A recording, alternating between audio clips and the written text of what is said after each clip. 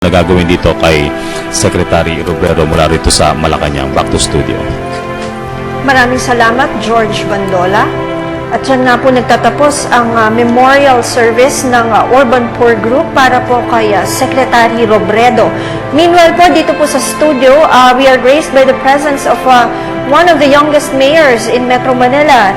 He is Mayor Sherwin Gatchalian ng Valenzuela City. Magandang hapon po, Mayor Gatchalian. Magandang hapon naman po. Opo. Mayor Gatchalian, sinasabi po na si Secretary Robredo ay isang mentor, a father, a friend. Ano pong role ang naging role ni Secretary Robredo sa inyo bilang isang mayor ng isa sa mga emerging o progressive cities dito sa Metro Manila? Well, sa akin po ay si Secretary Robredo ay isang inspiration pagdating sa good governance or sa wastong pamamalakad. Alam nyo, matagal na ho ako sa serbisyong pampubliko. Noong 2001, pumasok na ho tayo para maglingkod po sa ating bayan. At kay Secretary Robredo lang po nakita ko yung tinatawag nating good governance. Matagal na po ang DILG. Sa aking karanasan, matagal na po ang DILG na nagiging kasama po ng mga lokal na pamahalaan. Pero ngayon lang po, nabigyan po ng diin yung transparency, yung accountability, lalong-lalo na yung paglalaban po sa korupsyon. Napakaganda po pala ng role at legacy na iniwan sa inyo ni Secretary Robredo. Mayor, sa ganitong pagkakataon po, ano-ano po bang mga partikular na programa na nasimulan po ni Secretary Robredo na inyong pong ina-adapt sa Valenzuela City ngayon? Alam mo, JJ, kay Secretary Robredo kasi sa kanya hindi niya tinitignan ng politika. Madalas po ako umikot sa buong bansa at nakakausap po iba't ibang alkalde po ng iba't ibang bayan at lungsod. At alam niyo po, mula inilunsad ni Secretary Robredo yung tinatawag natin Seal of Good Housekeeping, tsaka yung Performance Challenge Fund. Ito yung naglagay siya ng pondo na kung sino po ang makakapagpakita ng isang magandang pamamalakad, yung transparency na tinatawag natin, yung accountability, mabibigyan ng pondo o ng premyo. Maraming mga syudad na hindi po kaalyado po ng kasalukuyang administrasyon, pero nakakuha sila ng pondo, at malalaki pong pondo ito. Ito po ay siguro nasa milyones. At dito po natin makikita na kay Secretary Robredo, hindi niya tinitignan kung sino yung binoto mo nung huling eleksyon. Basta maganda yung pamamalakad mo, hindi mo ninanakaw yung pera, mabibigyan ka ng karangalan at premyo. Napakaganda. Mayor, nandito po si Zandro Hermosa. May katanungan din po siya sa inyo. Mayor, matanong ko naman po, bilang mayor, syempre, how does the legacy of Secretary Robredo affect or influence you as a leader naman po in your own area? Well, sa akin po, nagsilbi si Secretary Robredo as parang isang inspirasyon sa akin dahil nga hindi lang yung pag nagsalita siya tungkol sa good governance, hindi lang salita, kundi pati yung buhay niya ay talagang ipinapakita niya sa atin na siya rin ay sumusunod sa kanyang sinasabi. Makikita naman natin na napakasimple ang buhay niya. Dedikado siya hindi lang sa paglilingkod po sa kanilang syudad at sa ating bayan, kundi sa kanyang pamilya. Kumbaga, he lived the life he preached. At napakalaking bagay dahil madali po magsalita, madali po maging tagapagsalita ng isang bagay, pero napakahirap po na ang pamumuhay natin ay ganun rin sa ating sinasabi. Mayor, magandang hapon po, si Kirby po ito. Matanong ko lang po, isa po ang bayan po ang city po ng Valenzuela sa pinakamatinding naapektuhan po ng pagbaha ng habagat. Mayor, gaano po yung personal attach po ni DILG Secretary Robredo sa inyo po, paano po yung coordination? Pwede po bang pakibahagi niyo po sa amin? Well, si Secretary ay, alam nyo, isang bagay tungkol sa kanya, siya ay napaka-hands-on, At pinipilit niya talaga mapuntahan ng lahat ng lugar, at buong sulok po ng ating bansa. At tuwing ganito may kalamidad, talagang tinitignan niya, no? Kung ano po yung pwede niyang maitulong at kung paano maiwasan yung mga ganitong mga trahedya. Natatandaan ko meron siyang bagong inilunsad, no? Ito po yung parang katumbas ng preparasyon sa mga trahedya, no? Hindi ko lang maalala po yung title ng project niya, pero ang gusto niya na mabigyan po ng premyo naman yung mga lokal na pamahalaan o LGUs na maganda po yung preparasyon sa mga trahedya at kalamidad. So talagang makikita natin na muli, no, good governance na naman ang kanyang binibigyan ng focus. No? Apo, nabanggit niyo po na good governance po at saka transparency po yung kanyang isinusulong po. Sa personal niyo pong pananaw, Mayor, yung directives niyo po into your staffs sa lokal na pamahalaan po sa Valenzuela, paano niyo po siya binibigyan ng inspirations as in?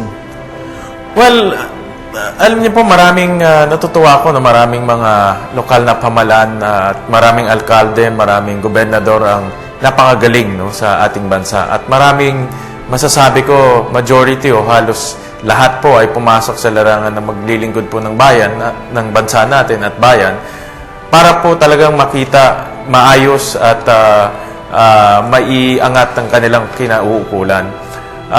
Ito po ay nabigyan po ng kahalagan, no, at parangal. Dati ho kasi, diba, sa mga dating sistema, kung magaling kang magsipsip, kung magaling kang makikipagkaibigan sa mga nakaupo, tsaka ka lang mapapansin. Pero dahil kay Secretary Robredo, no, lahat po ay pantay-pantay, no? Ang tingin niya sa mga lokal na pamahalaan ay pantay-pantay. Basta ikaw ay tapat sa paglilingkod, mabibigyan ka rin ng karangalan kahit na opposition ka pa.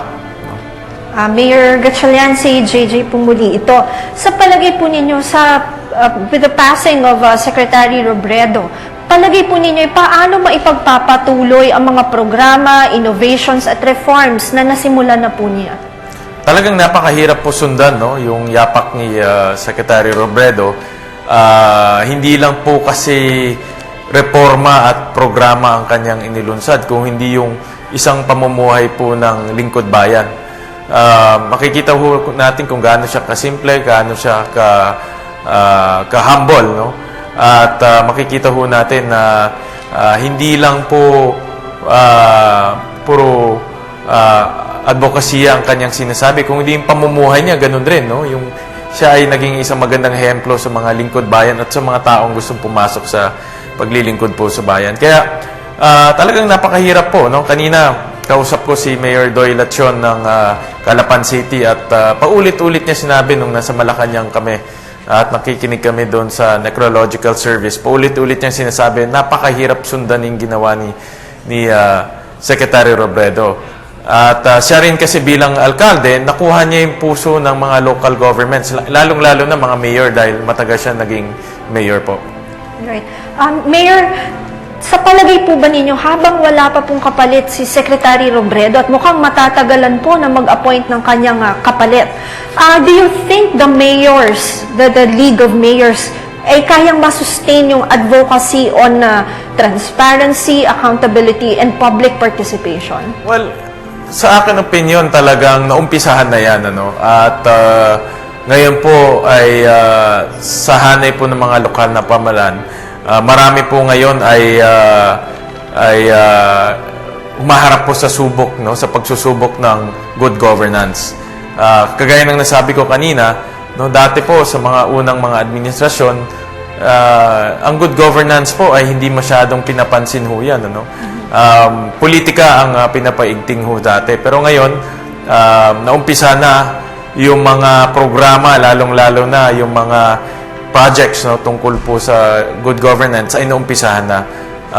Sana po ituloy, no, ng mga susunod na mga sa susunod ng kalihim, no. Sana po yung susunod na kalihim ay meron pong parehong pananaw, no, tungkol sa wastong pamamalakad at sana ipagpatuloy o higitan pa, no, yung mga programa tungkol po sa good governance. Po. Mayor, nung inintroduce po ni Secretary Robredo yung Seal of Good Housekeeping, yung pag-award niya ito, maaari niyo po bang ibahagi sa amin kung ano po yung mga initial reaction o pagresponde ng mga local government units tungkol dito sa ganitong klaseng reforma? Marami siyang reforma na inilunsad, ano? Ibinalik niya yung LGPMS, no, in Local Government Performance Management System, na ito naman po ay tungkol sa performance ng local government. Binibigyan po ng grado, no? Inilunsad niya rin yung full disclosure policy, no, na lahat po ng tungkol po sa pinansyal, no, ng lokal na pamahalaan ay dapat mailabas, no, ay maipakita ng mga lokal na pamahalaan. At inilunsad niya rin itong Seal of Good Housekeeping. So marami, no, ito yung mga programa na kanyang inilunsad para po patibayin, no, yung pamamalakad ng ating mga lokal na pamahalaan. Nung initial reaction, alam naman ng lahat ng mga lokal na pamahalaan, tama itong mga proyekto na ito. Wala naman po naging resistance. So nakita ko, wala naman po nagduda, no, sa mga programa na ito. Marami pong sumuporta. Kaya po natuwa yung mga local governments. Para po sa kaalaman ng mga mas nakararami, dahil ngayon lang po namin talaga nagkaroon ng pagkakataon na marinig yung tungkol dito nga sa Seal of Good Housekeeping, Seal of Transparency na tinatawag, ano po.